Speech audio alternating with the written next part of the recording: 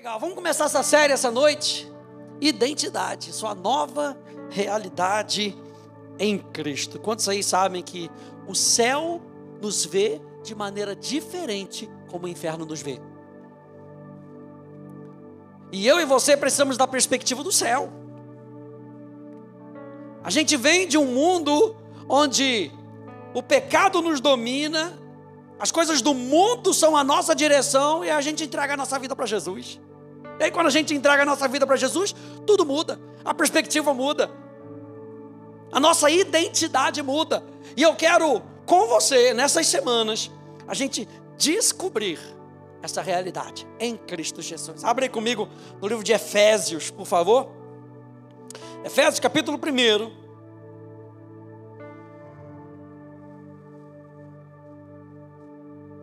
A partir do verso 1.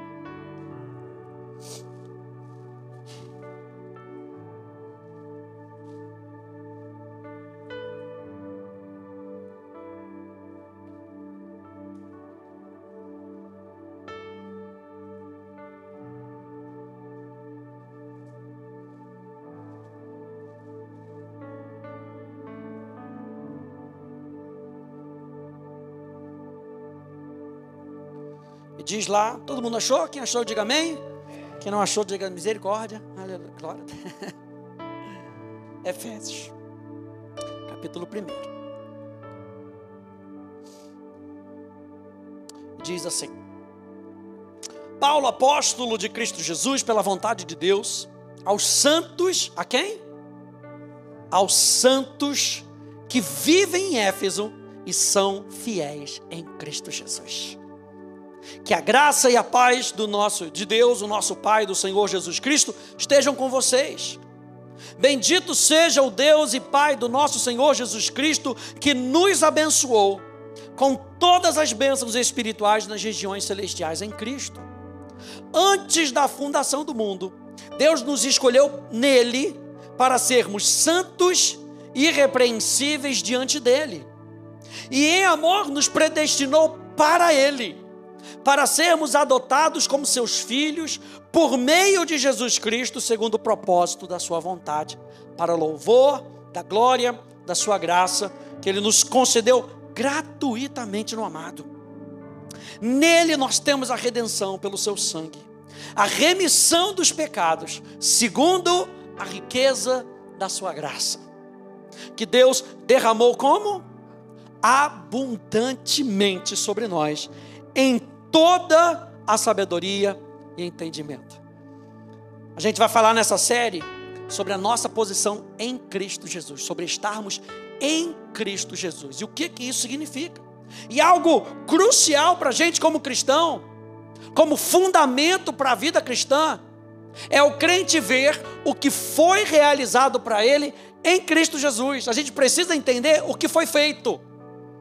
A gente precisa entender o que Jesus já fez por nós na cruz do Calvário, que eu e você não poderíamos fazer sem Ele. Nós precisamos de Cristo. Quem precisa de Jesus aí? Nós precisamos de Cristo. A gente não pode se salvar a nós mesmos. Então Ele nos salvou, e nos salvando nos deu uma nova identidade. A gente vai descobrir nessa série a riqueza da sua graça. É o que diz o apóstolo Paulo aqui. Olha só, Colossenses capítulo 1, no verso 26 ao verso 27, diz: o mistério que esteve escondido durante séculos e gerações, mas que agora foi manifestado aos seus santos. A estes, Deus quis dar a conhecer a riqueza da glória deste mistério entre os gentios, que é Cristo em vocês, a esperança da glória. Assim como a gente vê nessas passagens acima, a Bíblia diz que nós fomos abençoados. Você entende que está no passado? Nós fomos abençoados com todas as bênçãos espirituais em Cristo, de acordo com o prazer de Deus. Então quando Ele nos abençoou, Ele fez pelo seu prazer. Quando Deus nos abençoou, Ele fez pela sua vontade. Ninguém pegou a Deus, deu uma chave de braço nele e falou: você tem que abençoar. Ele fala: eu abençoo aqueles que decidem andar comigo, são abençoados. é do prazer de Deus, é pela vontade de Deus. Você tem que entender que o que Deus fez, Ele fez pelo seu prazer. Ele fez pela sua vontade. Quando a gente pega essa palavra riqueza, no grego a palavra riqueza, plutos, significa abundância e plenitude. Refere-se a uma abundância de posses que excede a norma de uma determinada sociedade.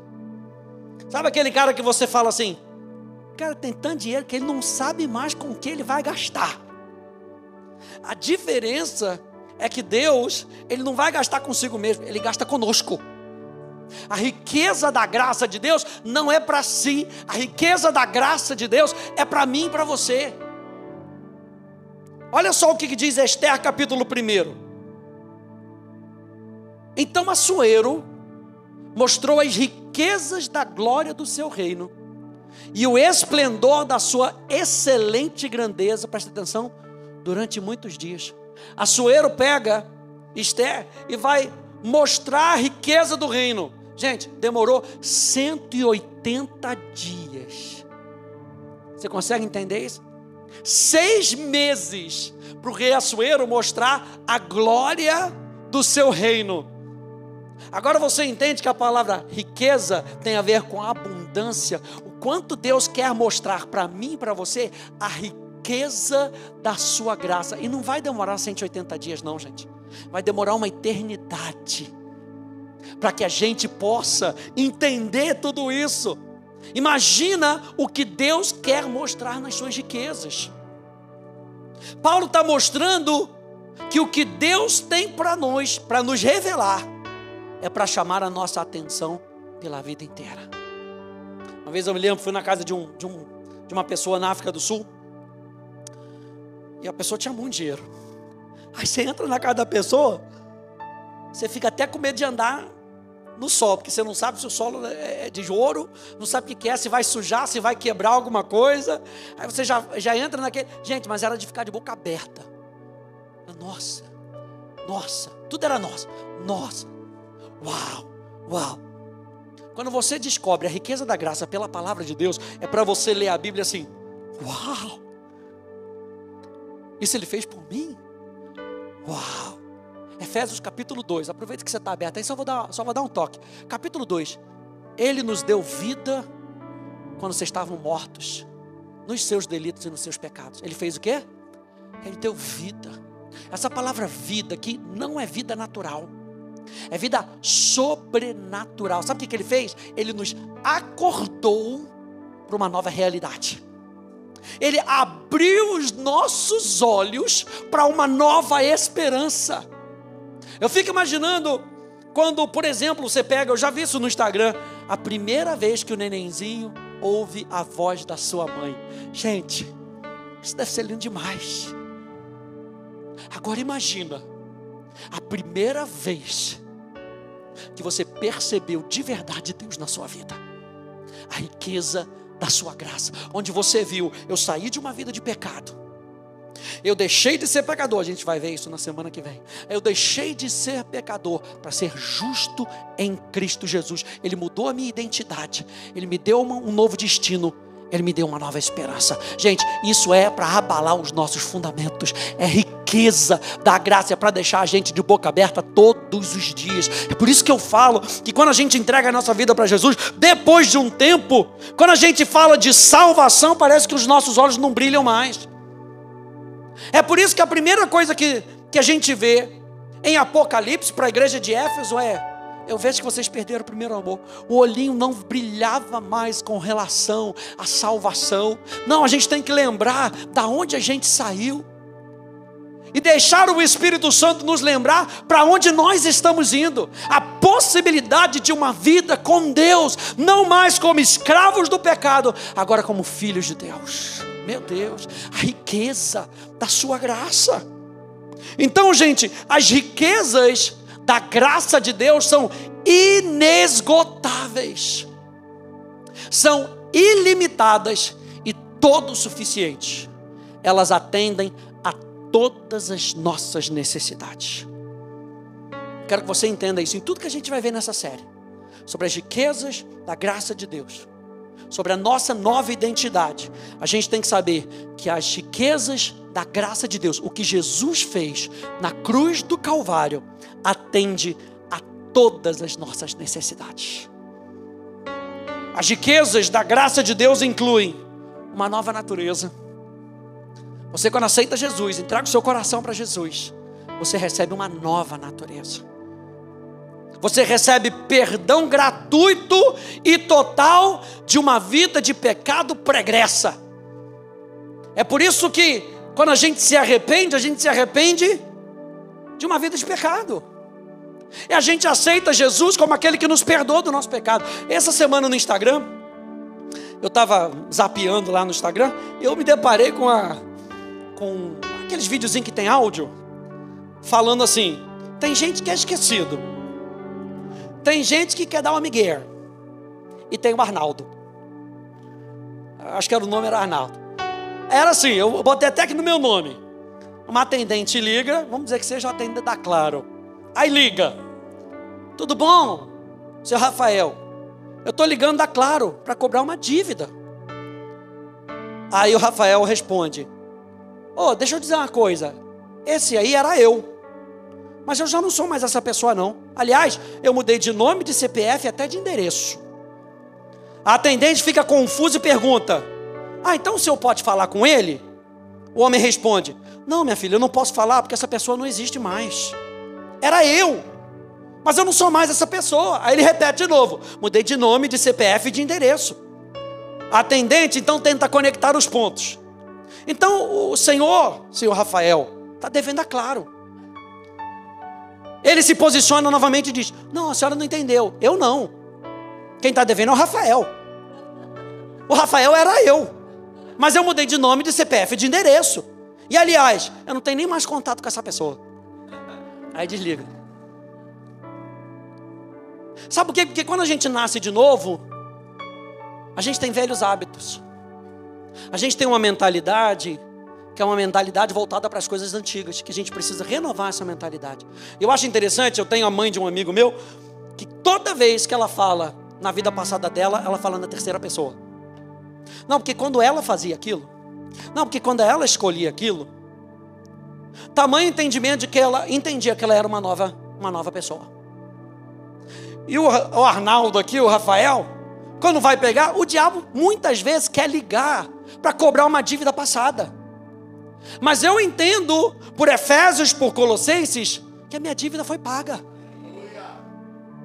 Aquele pecado daquela velha natureza, e é isso que a Bíblia diz, que você nasceu de novo. Quando você nasceu de novo, você recebeu uma nova vida. É por isso que a Bíblia diz, já estou me adiantando da semana que vem, é por isso que a Bíblia diz que você nasceu de Deus.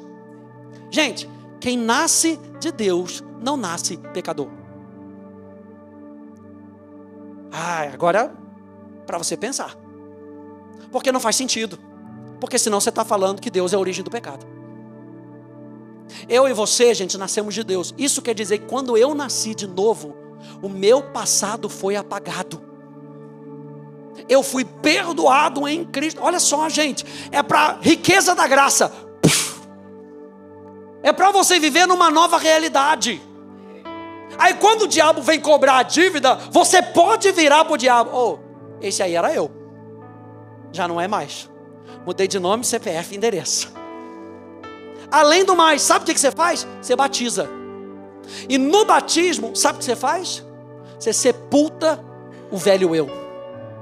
Tamanha relevância e poder do batismo. No batismo você está publicamente sepultando o seu velho homem.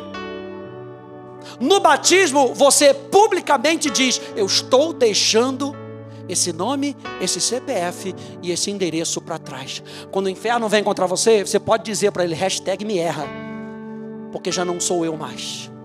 Quem diz amém é isso? Eu e você, nessa graça, nós temos uma nova natureza. Nós temos perdão gratuito e total de uma vida de pecado pregressa. Nós temos reconciliação completa com Deus. Nós temos garantia da salvação. Nós temos a adoção como filhos de Deus. Nós temos a habitação do Espírito Santo. Nós temos acesso a Deus por meio da oração. Nós temos Cristo habitando nos nossos corações pela fé. Nós temos a plenitude de Deus habitando dentro de nós. Nós temos provisão de armadura espiritual para lutar batalhas espirituais. Nós temos vida eterna com Deus após a morte. É a riqueza da graça. O que a gente tem que pedir ao Espírito Santo, me ajuda. E descortina isso no meu coração. Espírito Santo, nessa semana me deixa de boca aberta, enquanto eu vou descobrindo essas riquezas. Na maioria das cartas de Paulo, há uma distinção nítida entre o que Deus fez por nós pela graça e como nós devemos viver em vista desse fato. Muitas pessoas não conseguem viver como novas criaturas porque elas não estão olhando para aquilo que Deus revela para elas. Elas estão olhando para o antigo Rafael. O olhar delas é o antigo Rafael, é o antigo Luciano, é a antiga Polly, e não o que Jesus fez. Se eu e você queremos viver como novas criaturas, a gente precisa olhar para a realidade nova que Jesus nos deu na cruz do Calvário e continuar olhando para elas. A ordem divina que Deus estabeleceu por meio dessas cartas é, primeiro, sentar e aprender sobre sua posição em Cristo. E então, em vista dessa posição, a exortação é dada para viver uma vida consistente com a sua posição. Hoje eu estava assistindo no YouTube, pegou lá, estava comparando, se não me engano era o príncipe Rafael, que é o príncipe herdeiro, né, da monarquia no Brasil. Você não sabia se o Brasil tem monarquia? O Brasil ainda tem monarquia. Fazendo a comparação com a princesa da Espanha. E você vê toda uma preparação. O pai dele faleceu, se não me engano, Dom Bertrand é o príncipe regente. Na hora que Dom Bertrand morrer, ele assume o trono. Beleza. Aí você vê toda uma vida de preparação para que ele possa assumir o trono. O que a gente faz quando a gente está ouvindo a palavra de Deus? Nós estamos sendo preparados para experimentar o que Deus nos promete.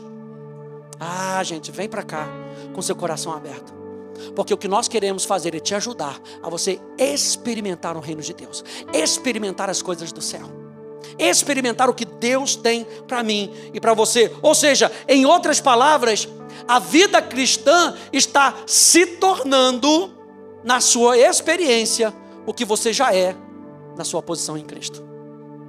Então existe uma posição que Deus fala: você é filho, você é perdoado, você é próspero, você é abençoado. Existe uma posição. Você é mais do que vencedor em Cristo Jesus. Pastor, muito bonito. Não, isso é maravilhoso, isso é a riqueza da graça. Não é muito bonito. Agora o que a gente tem que aprender é como é que eu trago isso de uma posição para ser uma experiência. E é isso que o livro de Efésios nos apresenta. Efésios, a gente vai ver um pouquinho mais para frente. Efésios capítulo 1 até o capítulo 3 nos mostram essa posição. Do capítulo 4 até o capítulo 6 nos mostram a experiência que nós devemos mostrar para o mundo. Eu achei interessante essa citação aqui do Watchman Nee, e ele diz o seguinte: a maioria dos cristãos comete o erro de tentar andar para poder sentar. Mas isso é uma reversão da ordem verdadeira. Nossa razão natural diz: se não andarmos, como podemos alcançar o objetivo? O que podemos alcançar sem esforço? Como podemos chegar a algum lugar se não nos movermos? Mas o cristianismo é um negócio estranho. Se no início tentamos fazer qualquer coisa, perdemos tudo. Pois o cristianismo não começa com um grande faça, mas com um grande feito. Isso aqui é demais, gente. O cristianismo começa com aquilo que Jesus fez. É aí que a nossa nova vida começa. As religiões do mundo querem apresentar para você o que você precisa fazer. Cristo apresenta aquilo que Ele já fez na cruz do Calvário. Agora, com base no que Ele já fez, nós fazemos. Ele continua, assim Efésios abre com uma declaração de que Deus nos abençoou com todas as bênçãos espirituais nos lugares celestiais em Cristo. E somos convidados no início assentar e aproveitar o que Deus fez por nós, não a tentar alcançá-los por nós mesmos. Então a realidade da graça, e eu quero trazer isso para você em Provérbios, né?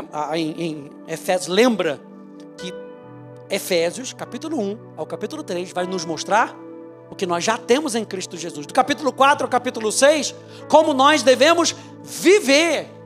Para você não dizer assim, tá vendo? Tá tudo feito, não preciso falar nada. É só continuar lendo os capítulos de Efésios. E você vai ver que a gente faz com base em quem nós somos. E eu estava vendo o príncipe Rafael lá, como ele se comporta. Como ele se porta. Isso quer dizer que a gente, em Cristo Jesus, como nós já somos abençoados, e a palavra bênção tem a ver com o descortinar do futuro de Deus para nós. Quando diz que nós somos abençoados, quer dizer que Deus tem um futuro e que na visão de Deus esse futuro já está feito. Já está concretizado. O que eu preciso fazer, Senhor? Eu preciso descobrir esse futuro. E quando eu descubro o futuro que Deus tem para mim, eu quero viver à altura daquilo que Deus tem para mim. O livro de Efésios é maravilhoso, gente.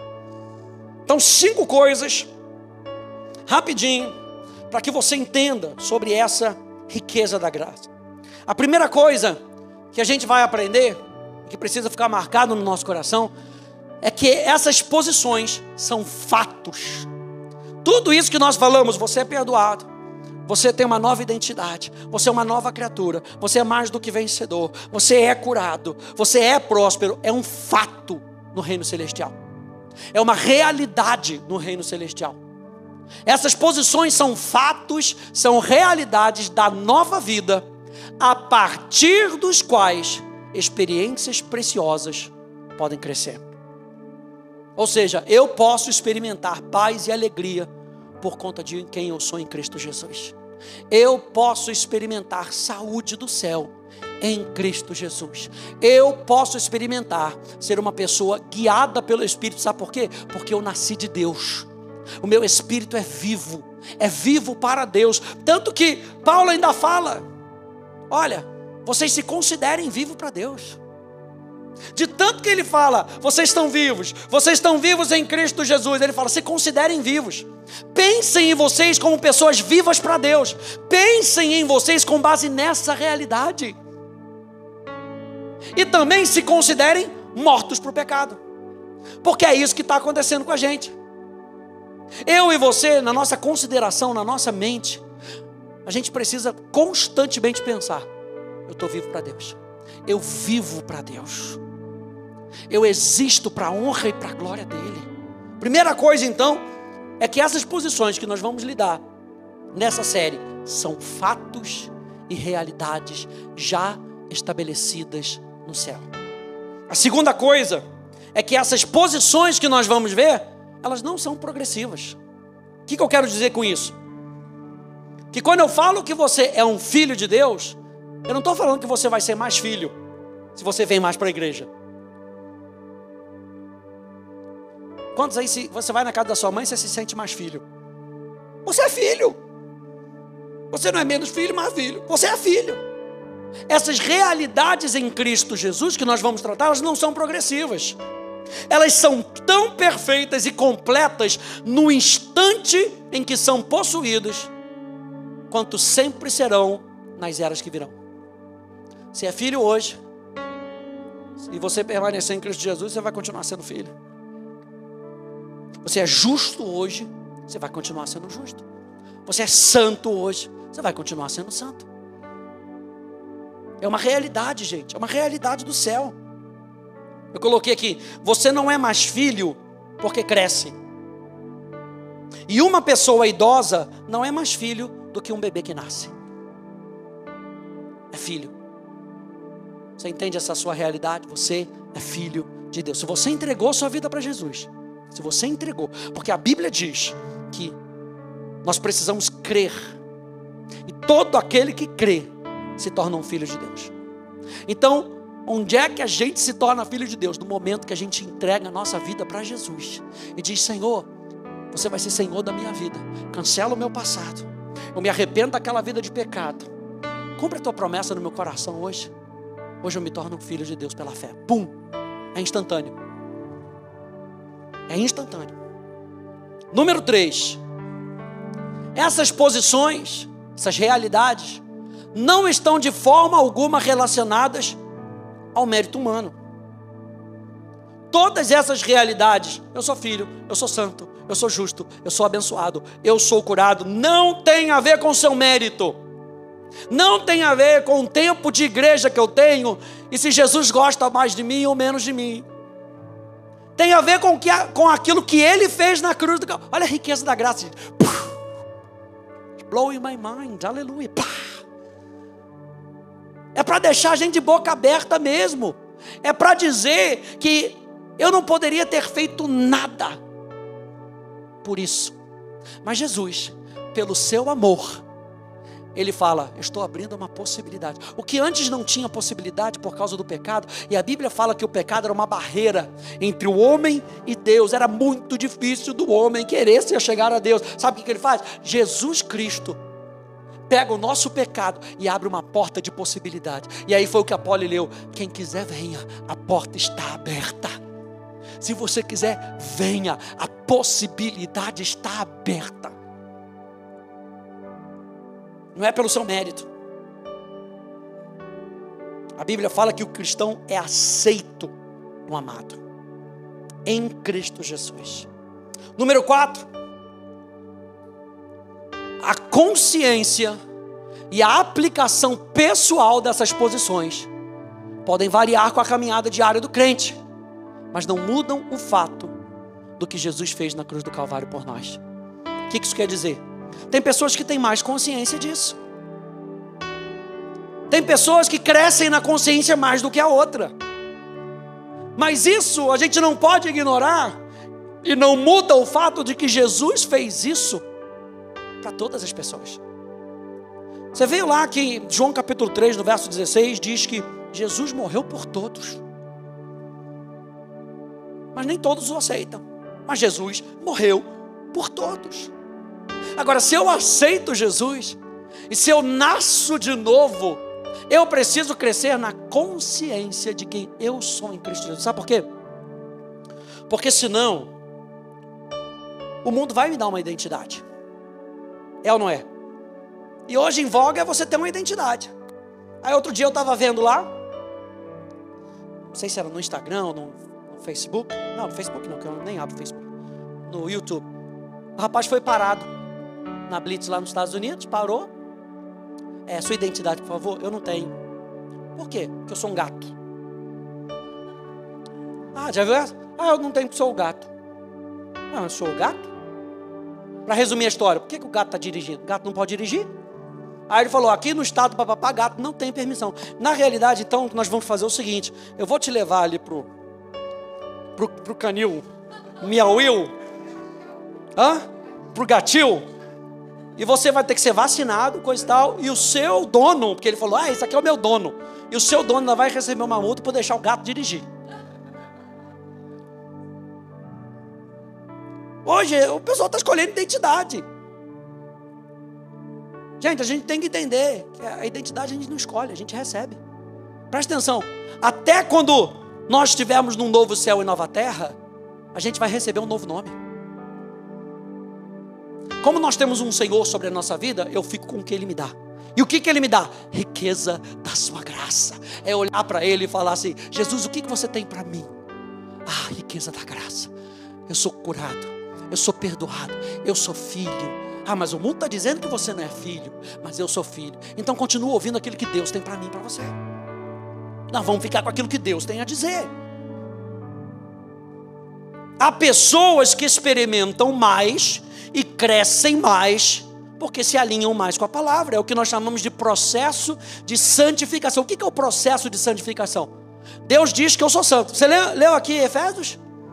Aos santos em Éfeso, Deus não estava falando que eles tinham uma auréola. Deus está falando, quando Ele fala a palavra de santo, Ele está falando assim, quando eu salvei você, eu separei você para um propósito. A palavra santo significa separado para um propósito. Aos santos em Éfeso.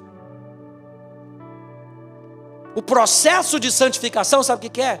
É o meu ajuste, é o ajuste da minha vida com a posição de quem eu sou em Cristo Jesus. Isso é o que nós chamamos de processo de santificação, que você vai ver com a professora Fernanda. Aleluia.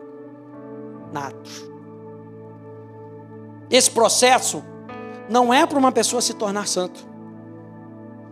É para se ajustar à santidade já instalada no seu espírito, que te conduz a uma vida santa.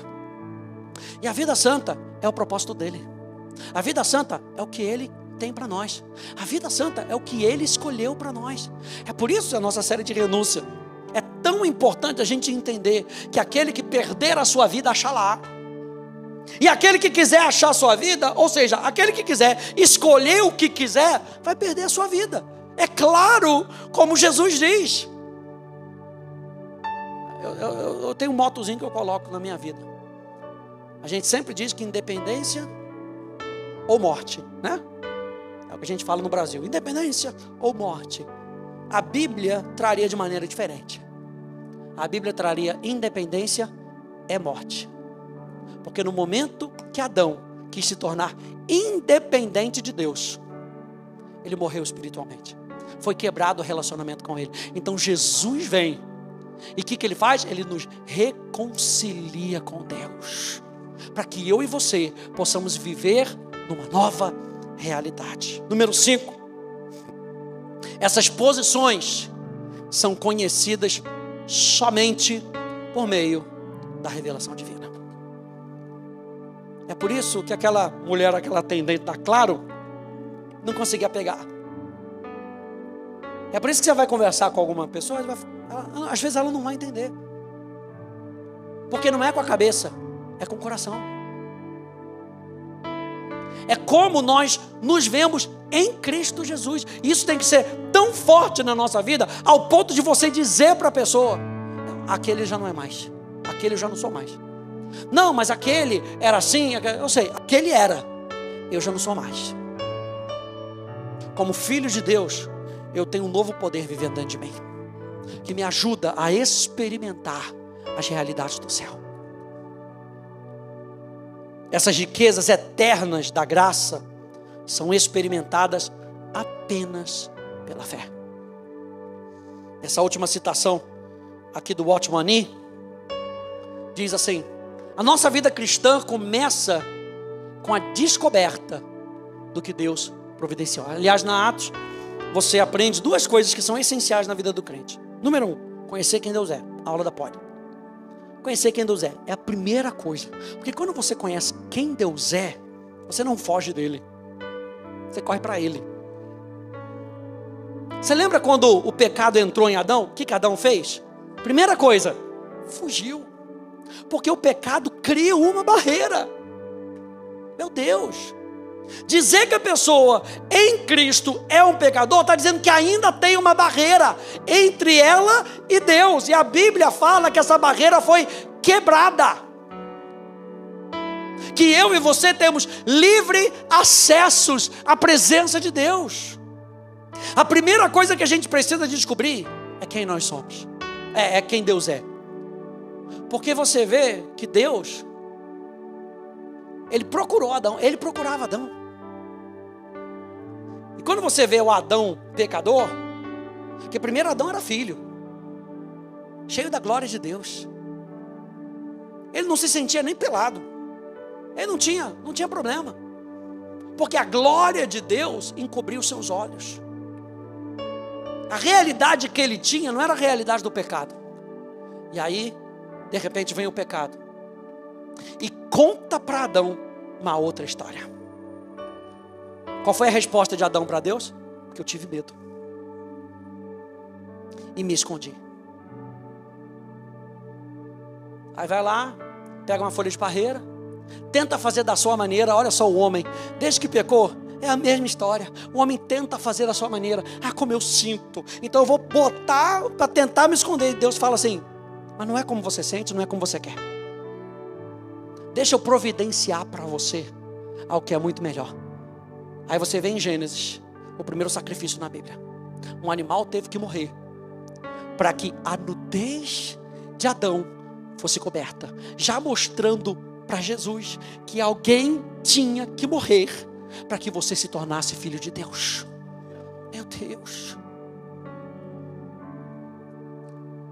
Nossa vida cristã começa com a descoberta do que Deus providenciou. Desse ponto em diante, a experiência cristã prossegue como começou. Não com base no nosso próprio trabalho, mas sempre com base no trabalho concluído de outro. Toda nova experiência espiritual começa com uma aceitação pela fé do que Deus fez, com um novo sentar-se, se preferir. Numa vida de pecado, a gente tenta correr tentando fazer qualquer coisa. Quando a gente aceita Jesus, Ele fala: agora se assenta. Assenta naquilo que eu fiz já por você. Assenta e reina. Assenta e assuma a sua posição em Cristo Jesus. Então, só para lembrar, a gente vê então em Efésios capítulo 1, capítulo 3, aí uma balança, algo equilibrado. Quando você lê Efésios, deverzinho de casa, vai ler Efésios essa semana, capítulo 1, capítulo 6, é rapidinho. Leia com essa perspectiva. Do capítulo 1 ao capítulo 3, o que você vê? O seu chamado santo. Deus nos chama de forma diferente como o mundo nos chama. E do capítulo 4 ao capítulo 6, Ele nos mostra uma caminhada santa. Ou seja, existe uma maneira da gente caminhar nessa terra como filhos de Deus. E essa vai ser a série que a Polly vai fazer depois. Falei para ela, vamos dividir a série. O nome da série, Mais como Jesus. Vivendo na nossa nova realidade em Cristo. Depois lá no meu blog, eu coloquei lá uma simetria, você pode entrar lá. Já está lá. Essa primeira lição já está lá. Tanto de manhã quanto de noite. Então você pode acessar aqui as minhas anotações. E eu deixei aqui no finalzinho, para não colocar aqui para ficar muito, obrigado. Uma simetria de Efésios. E você consegue identificar aqui, em Efésios capítulo 1, verso 3, por exemplo, o privilégio do cristão. Do 4 a 6, a conduta do cristão. Você vê em Efésios capítulo 1, capítulo 3, doutrina. Em Efésios 4 a 6, o dever. Em Efésios capítulo 1, capítulo 3, revelação de quem nós somos. Efésios capítulo 4, capítulo 6, a responsabilidade de quem nós somos. Então está aqui, equilibrado. E é isso que a gente vai ver nessa série. Então aperte os cintos, porque a realidade do céu tem a ver com a riqueza da sua graça para cada um de nós. Quando aí recebem essa palavra, dever de casa, ler Efésios capítulo 1 até o capítulo 6, tá bom? Fique de pé comigo, por favor.